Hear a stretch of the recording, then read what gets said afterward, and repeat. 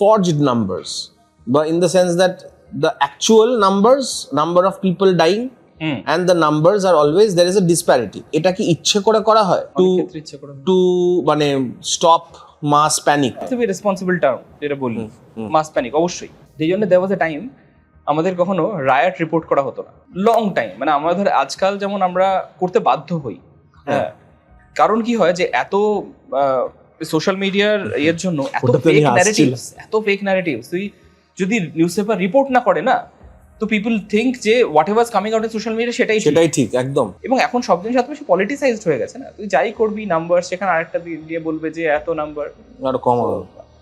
তো তোমাদের উপরে পলিটিক্যাল চাপ কি? হ্যাঁ থাকে তো।